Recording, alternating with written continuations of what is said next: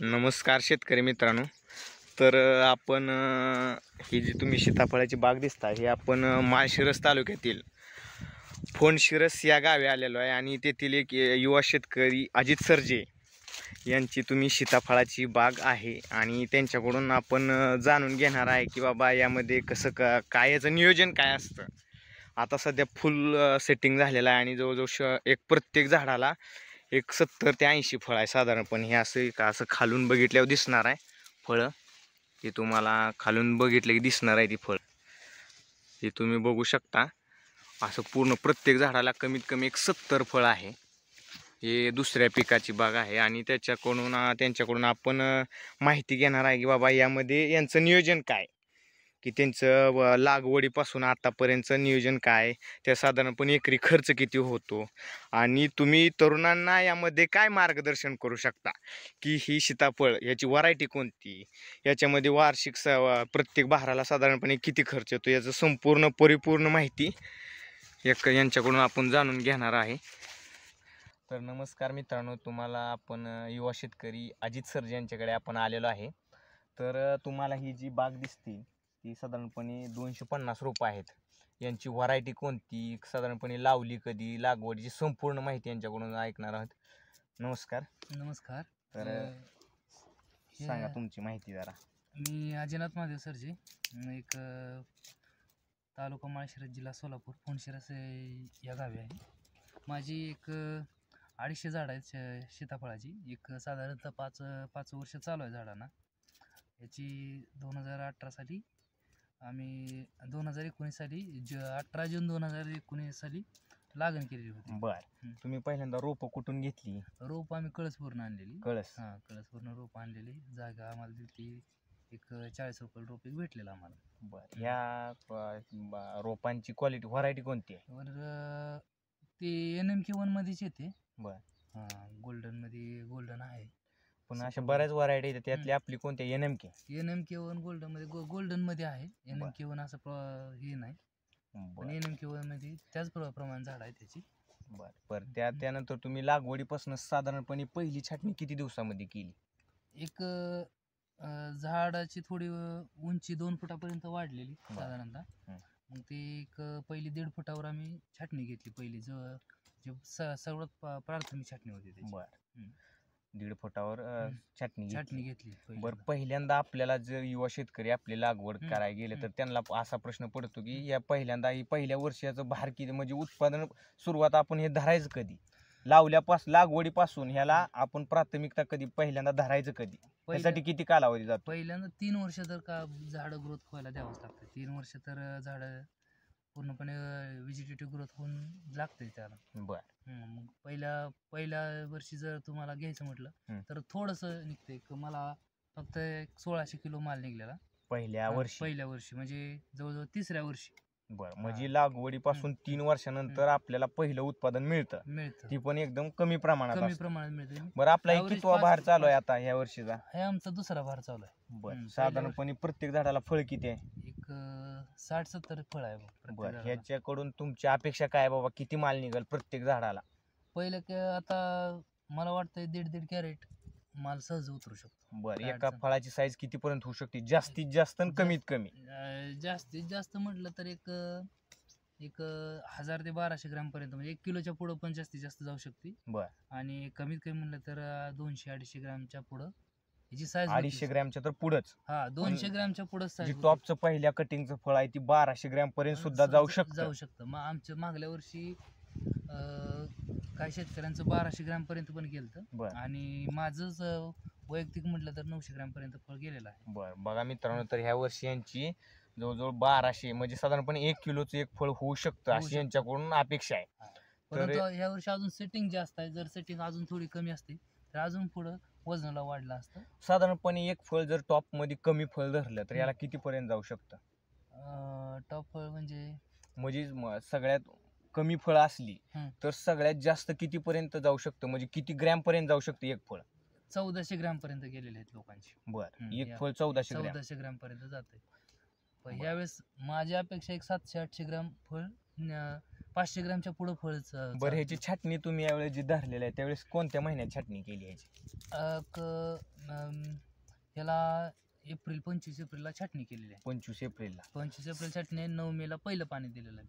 9 मेला पहिलं पहिलं पाणी. पाणी दिलं. बरं मला एक सांगा, ह्याला साधारणपणे एक झाड छाटणीसाठी लेबर जास्त त्याचा खर्च किती येतो साधारणपणे एका झाडाला? खर्च नॉमिनल येतो, खर्च असं काय नाही. एवढी एका दिवसात 4 गाड्यांनी छाटणी केलेली आहे याची. होय. साधारणतः तेवढं फळ आहे बघा, म्हणजे 800 ग्रॅम पर्यंत फळ होतं यात. बरं. परंतु पहिल्यांदा मी ह्याच्यात आंतरपीक म्हणून शेवगा घेतलेला. बरं, ह्याच्यामध्ये आंतरपीक शेवगा म्हणून शेवगा घेतलेला. घेतलेला आंतरपीक. तर याच्यामध्ये आपल्याला शेवग्याचं कसा लावला होता शेवगा म्हणजे? शेवगा या 2 पट्ट्या आपण जिथं बसलोय बेडच्या बरं. मध्ये, इथं या पट्ट्यात लावलेला शेवगा. बरं. त्याचं म्हणजे या झाडांवर वगैरे काय त्या सावलीनं परिणाम होतो का? म्हणजे अवश्य परिणाम होतो, अवश्य परिणाम होतो. हे बरं. झाडाची व्हेजिटेटिव्ह ग्रोथ कमी राहते. बरं.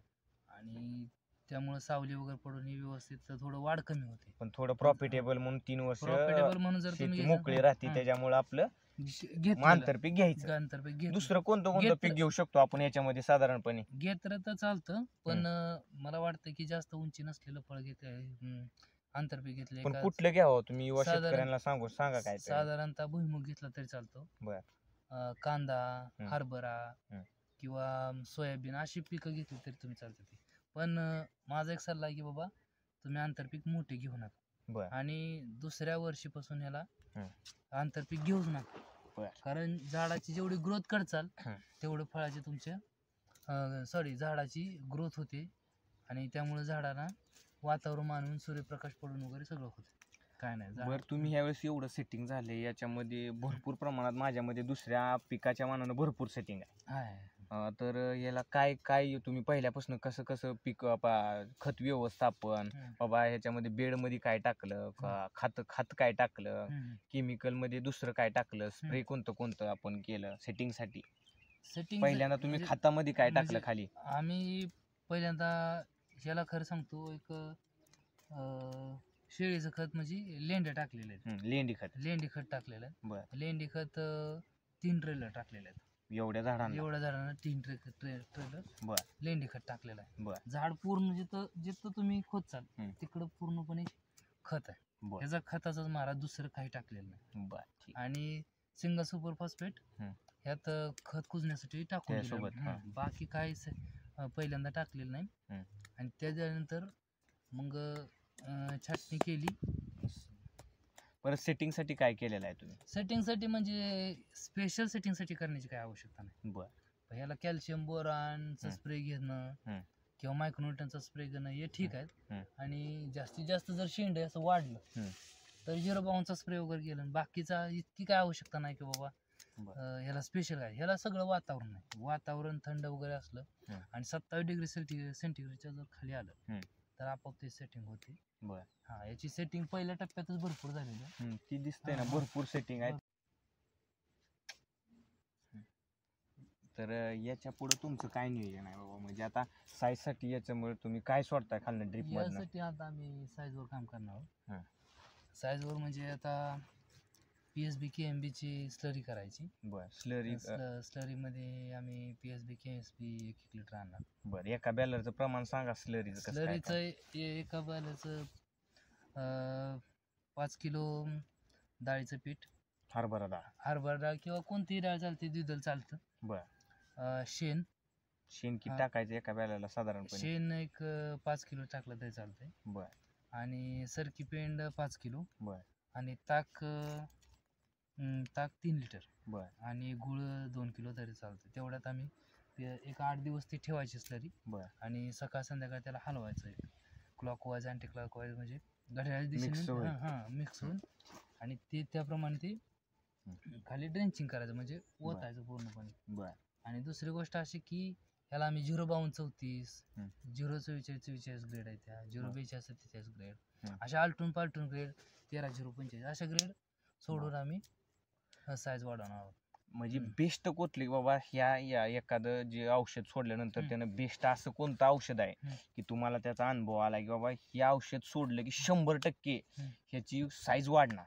साईजला कंटिन्युटी काम करावं लागतं, पण मला साईजला अनुभव असल्यामुळे 042-47 एक रिझल्ट चांगला. 042-47 पूर्णपणे चांगला रिझल्ट. कोणत्या कंपनीचं ती? 042-47 आता बऱ्याच कंपन्या 042-47 आहेत. त्यात मुख्यतः इंडिकेम आणि आदस्का कुठला आदस्का कंपनी 0 आदर्श का एक नंबर कंपनी आहे. हां आणि इंडिकेम बर एक 2 कंपन्यांचं 042 त्याचा रिझल्ट चांगला आला. बर मागच्या वर्षी पण मी वापरलेलं, ह्या वर्षी पण मी वापरतोय. बर हां आणि साईज चांगली होत आली, त्याने ग्रीप बरं. पकडत आली. बर साधारणपणे आता जे हे फळ दिसतंय, हम्म. हे जे तुम्हाला हे फळ दिसतंय साधारणपणे हे किती ग्रॅमचं फळ आहे? हे 150 ग्रामच्या आसपास फळ बरं आहे. हे 100 किती ते दिवसात 150 आपल्याला हे फळ तोडणीस येणार आहे? हे तोडण्यासाठी आता एक 1.5 महिना ते 1.5 महिना फळ दीड महिन्यात फळ येणार. पहिलं हार्वेस्टिंग याचं होय. 1.5 महिना 1.5 वर्ष. बरं पहिल्या तोड्यात साधारणपणे किती टक्के माल जाईल याचा? 70% माल जाणार आहे, कारण पहिल्या टप्प्यात आपल्याला सेटिंग चांगली झालेली होती. बर 70% माल पूर्णपणे जाऊ शकतो जाणार. बरं आपल्या शेतकऱ्यांना तुम्हाला जर ही जर बाग बघायची असली हम्म. तर कुठं ही बाग तुम्हाला बघू शकता, म्हणजे कुठं यायचं, कसं कसं यायचं सांगा. नातेपुतेपासून एक 8 किलोमीटर अंतरावर आहे. फोनशिरस गावात यायचं, नातेपुतेपासून एक 8 किलोमीटर अंतरावर आहे. तिथं आल्यानंतर तुम्ही आता सध्या अवेलेबल आहे बाग बघण्यासाठी. अजून एक महिना इथं टायमिंग आहे. बाग एक 1.5 महिना धरा, महिना ते 1.25 महिना. तर एवढ्यामध्ये तुम्ही ही बाग येऊन कधीही बघू शकता. याचं सेटिंग वगैरे यांच्याकडून संपूर्ण. तुम्ही युवा शेतकऱ्यांसाठी आमच्या काय सांगू शकता, की हे जर काय सांगू शकता हे पीक लावावं, साधारणपणे यामध्ये एकरी किती खर्च येतो लागवडी, म्हणजे आपण तुम्ही पहिला भार धरा, आता हे दुसरा भार आहे, दुसरा भार छाटणीपासून ते काढणी येईपर्यंत हा किती खर्च येतो? आता दुसऱ्या भारला म्हणजे मला आता दुसऱ्या भारला एक 30,000 रुपये मी खर्च केलेला आहे आतापर्यंत. होतो खर्च होतो. हा. मटेरियल वगैरे आता महाग झालेले आहेत. बर एक डोस वगैरे भरलेला आहे, त्यामुळं महाग होतो. म्हणजे बरं. बेसल डोस 10-26-26 1846 MOP बरं. हे भरलेला डोस आहे. हा. पण त्यामुळं खर्च आता जरा खताच्या किमती वाढलेल्या आहेत, तुम्हाला माहिती आहे.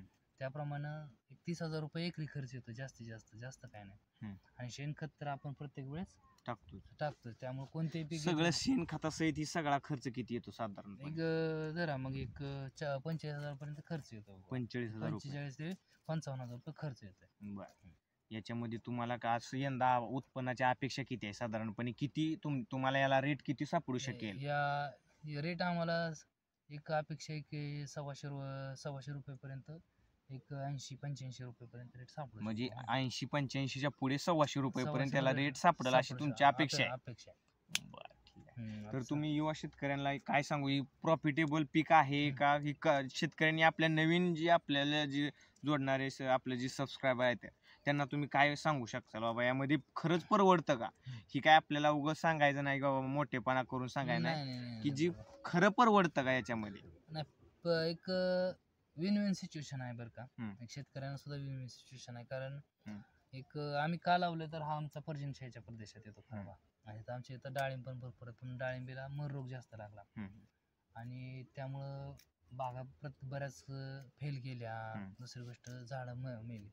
त्यामुळं ही काही 20 वर्ष जर जात बाग खराब होत नाही, झाडं खराब होत नाहीत. हा तशी जाग अजून डेव्हलप होते. प्रत्येक वर्षी याचा माल वाढत जातोय आणि प्रत्येक वेळेस वातावरणावर हे पूर्णपणे सेटिंग होते. जास्त सेटिंगला वगैरे खर्च काय नाही, त्यामुळं एक प्रॉफिटेबल आहे बाबा असं केलं तर. त्यामुळं काय अडचण नाही. युवा शेतकऱ्यांना सांगेन की बाबा तुम्ही लावलं तरी चालेल, पण अजून तुम्ही माहिती घ्या. त्या माहितीवर तुम्ही नवीन सुद्धा झाडं रोप आल्यात, नवीन आल्यात. एक ह्यांच्यात पण नवीन व्हरायटी आली सीताफळामध्ये. एक 12 नगरी, पुरंदर आणि नेमकी वगैरे ही आहे चालू. परत आता हैदराबाद आलेले आहे, नवीन व्हरायटी आलेल्या आहेत. आणि पूर्णपणे सेटिंग ज्या होत्या आहेत त्या बागा तुम्ही लावल्या तर. धन्यवाद. नमस्कार.